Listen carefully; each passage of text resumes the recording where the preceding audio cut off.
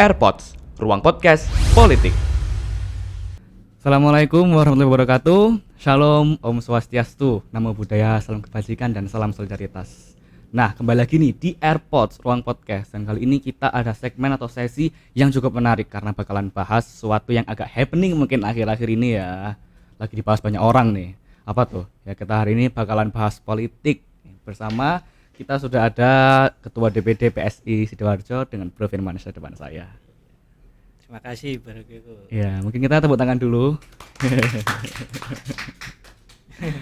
Nah, ini podcast pertama kali nih menghadirkan Ketua DPD Partai Politik ya, khususnya PSI di ruang podcast kali ini.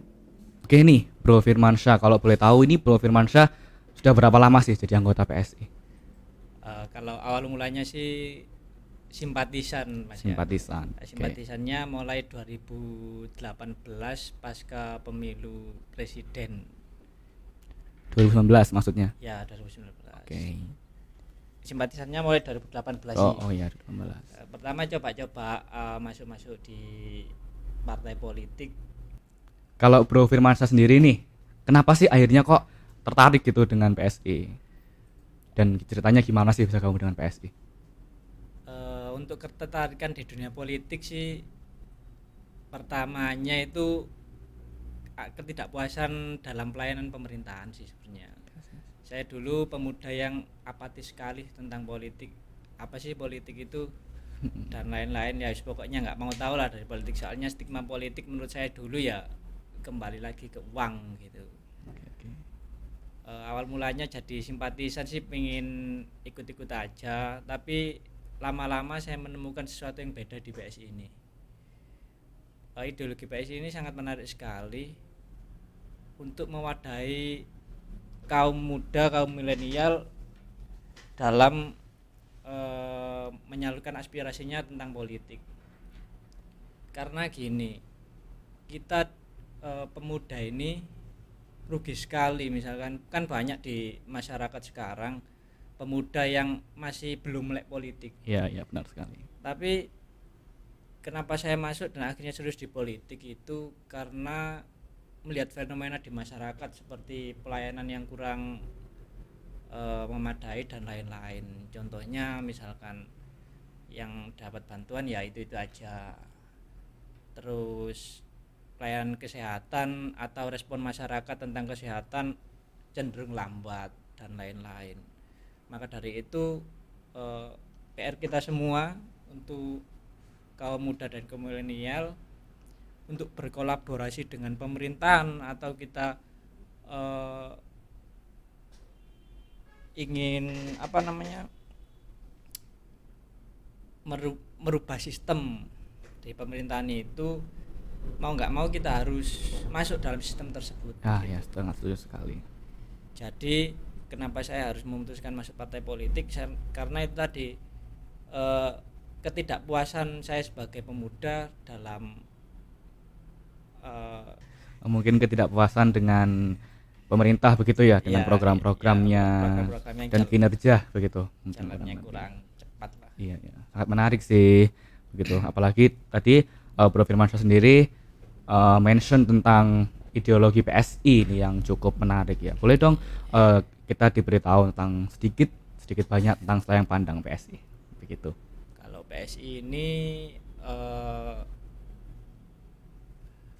didirikan pasca pemilu 2014 ya, pada tanggal 14 November 2014 dulu. Oke. Awal mulanya sih dari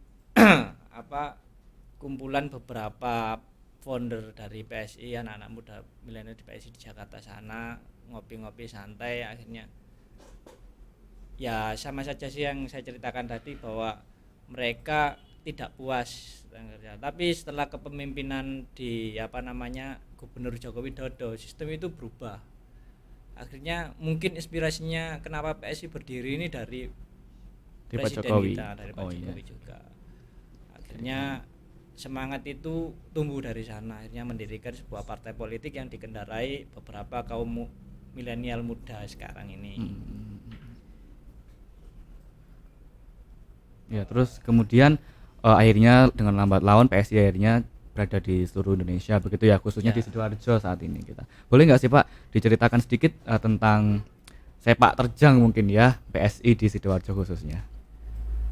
kalau sepak terjang PSI di Sidoarjo, awal mulanya saya simpatisan pertamanya yang kegiatan PSI yang di Sidoarjo ini banyak di giat sosialnya sih Mas Yoko, seperti pembagian resbox untuk program eh, apa namanya COVID kemarin yang isoman, kita antar resbox di rumah masing-masing untuk apa namanya biar ndak apa keluar rumah kan arahnya pemerintah gitu. Iya, iya. Kita sih sangat mendukung sekali program pemerintah yang kiranya apa namanya bagus, kita Iya. dukung. Terus yang kedua, giat sosial kita sebagai respon dari keresahan masyarakat tentang maraknya apa wabah DBD untuk akhir-akhir ini kita lakukan fogging untuk menjawab itu. Jadi sebelum apa namanya ada yang terpapar DBD, kita lakukan fogging dulu di beberapa tempat atas dasar laporan dari laporan dari masyarakat. Gitu ya, oke. Lalu nih Pak ya, sedikit intermezzo aja nih mungkin ya. Kan banyak orang nih yang mikir kalau PSI itu partai ibu kota begitu ya.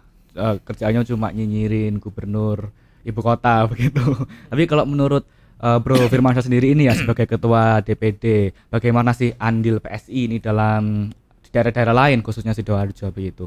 Apakah juga punya misi yang sama seperti di ibu kota yang sering diberitakan? Ya intinya PSI itu nanti harus berani bersuara ya, bersuara membawa suara masyarakat untuk perubahan di suatu daerah. Jadi ya nggak seperti stigma-stigma yang beredar akhir-akhir ini sih bahwa PSI itu partainya cuma ada di ibu kota. Enggak, Iya. banyak PSI di daerah-daerah lain yang maju dan masyarakat juga puas tentang apa keberadaan PSI di kota tersebut banyak.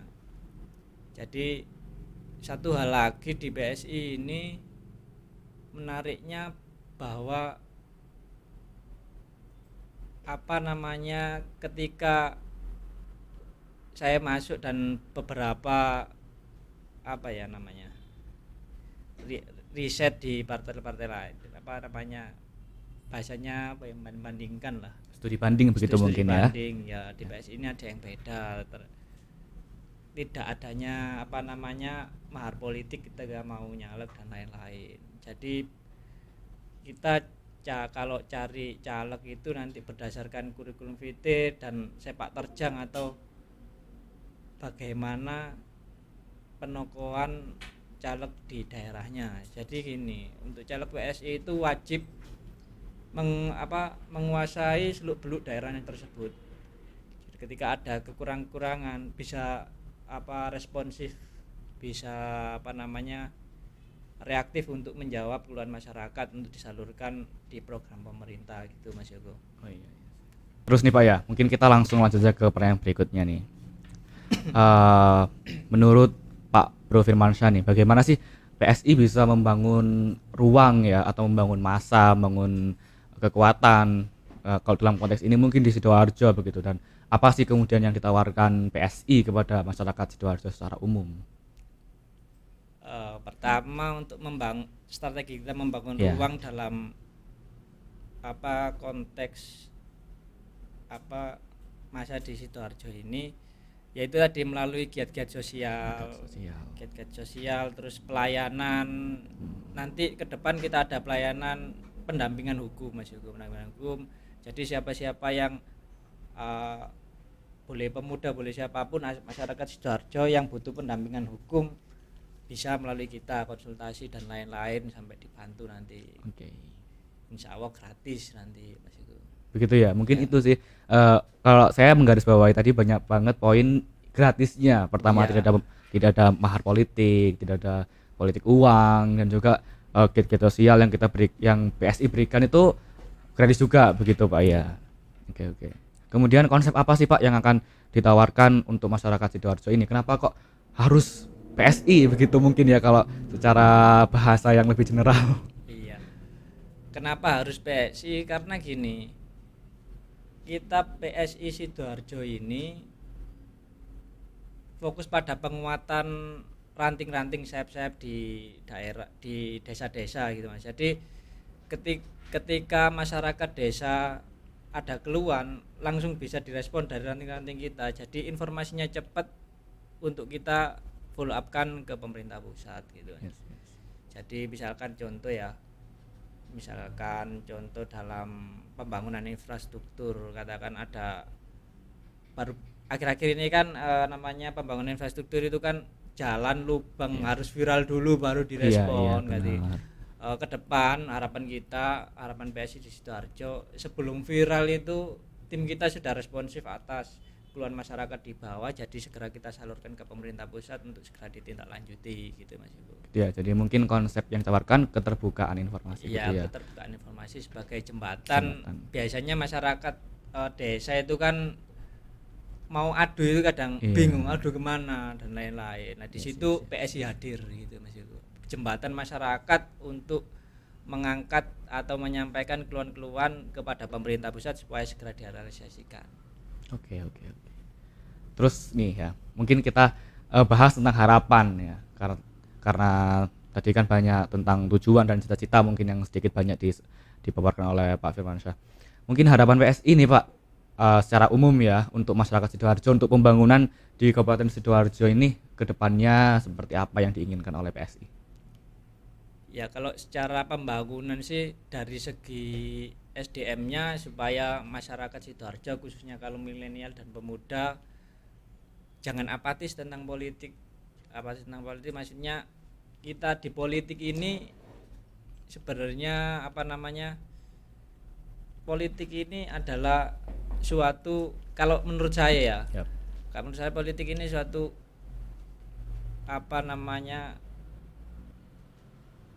cara yang mulia untuk kita menyampaikan atau menjawab aspirasi masyarakat sih. Kemudian nih Pak Firmansyah ya, saya mau tanya tentang harapan dan tujuan, mungkin visi dan misi PSI untuk masyarakat Sidoarjo secara umumnya. Harapan dan tujuan PSI untuk masyarakat Sidoarjo secara umum sih gini, menggali potensi-potensi di setiap kecamatan, wilayah desa atau apapun, seperti kayak contohnya di Tanggulangi itu ada kludan ya, tas dan sepatu itu kita lahirkan kembali kan, selama ini kan vakum kan gitu. Mungkin dari cara marketingnya kita bantu pemasaran lewat sosial media dan lain-lain supaya pasar di situ yang dulu terkenal sentra industri tas bisa kembali mulai beraktivitas lagi ya. Terus dicontoh lagi di daerah Candi ada petis ya, produk-produk atau apa yang dihasilkan di suatu wilayah tersebut. Harapan PSI kita bantu untuk follow up lagi, bahwa kita kerucutkan lagi bahwa di sini sentranya ini, di sini sentranya ini. Terus misalkan ada yang daerah-daerah mana, daerah Wonoayu dan lain-lain itu khususnya tentang pertanian ya, kita bantu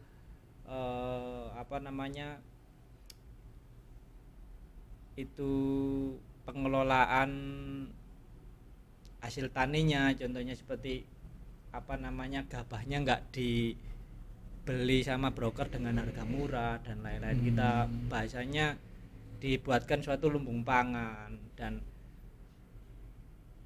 kita sih maunya sih bahwa milenial ini jangan takut bertani juga kan. Bertani sekarang kan bisa pakai hidroponik ya sekarang. Iya, hidroponik itu ya kaum milenial bisa menumbuhkan produk pertaniannya melalui hidroponik tersebut. Jadi nggak perlu lah kita sayur mayur ekspor beras, daging dan lain-lain. Bertani, beternak itu kaum milenial boleh terjun ke sana, boleh gitu Mas. Iya. Terus kemudian nih Pak, untuk secara politik nih Pak, mungkin apa yang diharapkan PSI untuk masyarakat Sidoarjo? Secara politik ya gini, kalau PSI itu pandangannya kalau pengen kaya ya jangan masuk politik, jadi pengusaha aja. Jadi kalau masuk politik ini harus sudah siap, menurut pandangan PSI Sidoarjo, bahwa masuk politik ini harus sudah siap untuk hajat kepentingan orang banyak. Jadi kalau aku pengen nyalek nih dan pengen jadi untuk supaya kaya, ya jangan masuk politik kalau bisnis seperti itu salah. Jadi ketika kita menghibahkan, mewakafkan diri kita untuk politik, ya harus siap dengan konsekuensi untuk mensejahterakan orang banyak itu tadi. Terus dari segi waktu harus, ya memang yang namanya kita jadi pelayan masyarakat Mas ya. Ya kita curahkan ke sana, nanti bahasanya itu ketika PSI punya caleg ya bau keringatnya caleg PSI ini atau aleg PSI nanti harus sama dengan bau keringat rakyat ya gitu Mas Yogo. Iya sih. Jadi itu mungkin ya yang membedakan PSI dengan partai-partai lain gitu. Iya, gitu. Jadi alegnya nanti nggak cenderung di kantor dan cantik-cantik ganteng-ganteng kayak juga. Iya itu. Harusnya sih turun lapangan supaya apa yang dirasakan masyarakat, apa yang dirasakan warga itu bisa dirasakan juga oleh PSI. Jadi lebih empatinya lebih ada gitu. Gitu sih Mas Yogo. Iya nih, terus kita mungkin intermezzo sedikit ya ke apatis tentang politik. Karena sekarang banyak anak muda nih yang apatis tentang politik, yang kayak sudah moh kalau dengar politik gitu loh ya. Juga mungkin saya dulu juga begitu mikirnya politik itu apaan sih, politik itu gelap atau mungkin penuh kotor dan sebagainya. Itu gimana nih kalau menurut PSI tentang hal itu? Kalau masalah apatis tentang politik itu sama seperti saya dulu sih. Saya dulu apatis sekali tentang politik, tapi termasuk orang yang kritis gitu. Akhirnya saya berpikir gini, kita kritis di media sosial, kritik sana sini ya nggak ada gunanya juga tanpa wadah gitu. Akhirnya saya berpikiran tadi bahwa ketika kita mau merubah sesuatu sistem, ya kita harus masuk dari bagian sistem. Tinggal nanti PR-nya gini, ketika kita sudah masuk sistem, kita terbawa arus sistem tersebut, apa kita tetap menggebrak sistem tersebut gitu ya? Iya, tetap berpegang teguh pada sistem kita. Kenapa saya menghibahkan diri di politik dulu gitu. Jadi melakukan perubahan sesuai visi dan misinya pertama dulu masuk politik gitu Mas. Tapi banyak tuh Pak yang kayak gitu, yang awalnya mungkin tujuannya mulia, tapi begitu masuk katut juga akhirnya. Makanya itu nanti kalau di PSI itu kan ada nanti tahap-tahapan ketika mau aleg, contohnya ketika mau jadi anggota atau pengurus pun ada tahap-tahapannya. Harus ikut sekolah kader dulu sebelum jadi pengurus. Jadi di situ di sekolah kader itu kan nanti ada wawasan tata cara dan apa yang harus dilakukan ketika menjadi pengurus PSI. Contohnya kalau misalkan pengurus tingkat DPC itu dasar, kalau tingkat DPD harus lulus sekolah kader madya dan lain-lain. Dan di situ nanti banyak program PSI dari DPP, bimbingan program ketika pertama kali jadi aleg juga ada. Jadi bahasanya dikasih bekal supaya nggak katut. Iya, nggak katut, nggak salah jalan gitu. Iya, soalnya marak tuh yang kayak gitu kan. Awalnya katanya dia berjuang untuk rakyat gitu. Setelah masuk ya podo ae. Itu ya yang mungkin yang mau dirubah sama PSI, bahwa politik itu ya mulia sebenarnya kalau saya garis bawahi tadi begitu. Nah, ini Pak ya, mungkin aku kembali ke diri sendiri. Saya ini kan pemilih awal ya, masih baru 11 tahun, bahkan belum pernah ikut pemilu, belum pernah memilih, maksudnya belum pernah menggunakan hak pilih. Terus apa sih yang bisa ditawarkan PSI biar kami sebagai pemilih awal ini nggak tersesat gitu? Mungkin tadi kan Pak Firmansyah menyebutkan tentang politik yang agak mungkin kotor dan sebagainya. Gimana biar pemilih pemula seperti saya tidak terjebak dengan politik seperti itu? Gini, kalau bagi pemilih pemula kenapa harus ikut PSI? Karena PSI tadi menawarkan sesuatu gaya politik atau cara berpolitik yang transparan, terbuka, ya apa namanya, insya Allah bisa menjembatani dan menjawab apa yang diitukan masyarakat, khususnya kaum pemuda gitu Mas Yogi. Jadi ketika pemuda gitu ya, apa contoh nih Mas Yogi yang suka jalan-jalan gitu, Iya benar saya sekali. lihat itunya di sosial media yang suka jalan-jalan mengeluh tentang objek wisata yang apa namanya, banyak sampah, kotor dan lain-lain. Nah, itu kan sebagai bentuk protes Mas Yoko terhadap apa yang ada di daerah tersebut. Kenapa objek wisata yang harusnya dikelola dengan baik banyak sampahnya. Iya. Kalau Mas Yoko nanti ikut PSI, bisa disalurkan ke PSI, nanti PSI ikut membantu ke mengerucutkan permasalahan Mas Yoko tersebut supaya objek wisata itu apa dikelola dengan baik dan bersih ke PSI menjembatani ke pemerintahan yang atau instansi yang berkaitan dengan pengelolaan objek wisata tersebut gitu Mas Yogo. Jadi apa keluhan apa generasi muda ini, kaum milenial ini terjawab di BSI gitu Mas Yogo. Jadi membantu menyediakan kepuasan di di pemilih pertama untuk partai politik gitu. Oh, gitu ya. Biar mungkin lebih yakin gitu ya. Iya. Biar bahwa kita beda gitu. Iya. Tidak seperti itu. Gitu mungkin. Terus mungkin kita bahas yang tadi ya yang di awal bahwa Pak Firmansyah dulu agak apatis dengan politik dan nggak suka dengan politik mungkin begitu ya. Iya. Itu apa saja sih yang sudah Pak Firmansyah lewati sehingga oh ternyata benar-benar PSI ini yang klop banget dengan saya gitu, bahwa PSI benar-benar sesuai begini-begini gitu, mungkin gimana Pak?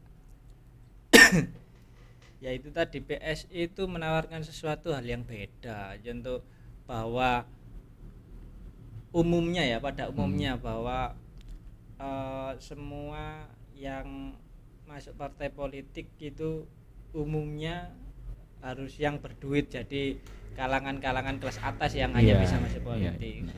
Ternyata setelah saya gabung di PSI, kita semua punya peluang yang sama.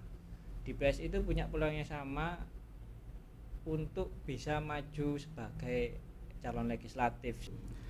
Oke, mungkin sedikit banyak yang bisa saya garis bawahi tadi adalah meritokrasi Pak ya. Jadi mungkin di PSI ini lebih fokus ke apa sih yang bisa kalian lakukan begitu. Alih-alih memikirkan mahar seperti partai-partai lain dan sebagainya. Mungkin boleh nih sedikit closing statement dari Ketua DPD PSI Kabupaten Sidoarjo. Ya, kalau dari saya closing statementnya, kalian semua yang di Sidoarjo yang belum berpolitik harus segera masuk politik. Karena apa? Karena harapan atau unek-unek yang kalian bawa kalau kalian tidak masuk politik tidak akan selamanya pernah tercapai. Dan ketika sudah masuk politik, ada apa, kita harus pertama konsisten. Kenapa kita masuk politik? Kedua, kita harus berkomitmen. Setelah kita konsisten, kita harus berkomitmen apa yang harus kita lakukan ketika masuk politik. Dan terakhir, bisa bekerja dan jujur itu. Ya, jadi intinya apa ya? Apa intinya? Saya juga bingung. Jadi intinya kalau kalian pikir politik itu buruk dan jelek, salah. Mungkin orangnya yang buruk dan jelek Ya, begitu. betul. Tapi politiknya sendiri itu mulia, guys. Jadi kalau kalian nggak berpolitik itu ya kalian menyia-nyiakan sebuah kemuliaan begitu loh. Karena kan kita tahu sendiri bahwa politik itu tujuan awalnya adalah eudaimonia. Mungkin Ya, kalau betul.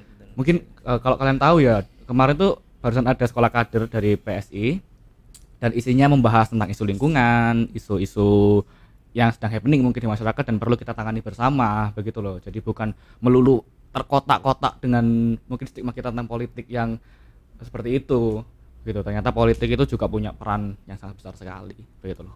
Misal kalian punya seperti tadi kata Pak Bro Firmansyah ya, kalau misalnya kita punya unek-unek tapi kita nggak dalam sistem, ya kita nggak bisa berbuat apa-apa gitu Ya, loh. betul. Jadi kita harus rebut dulu sistemnya, mungkin begitu kurang lebih ya. Ya, mungkin sudah cukup, Pak. Ya, Ya. cukup. Jadi sekian, kita bertemu di episode berikutnya. See you. AirPods, ruang podcast politik.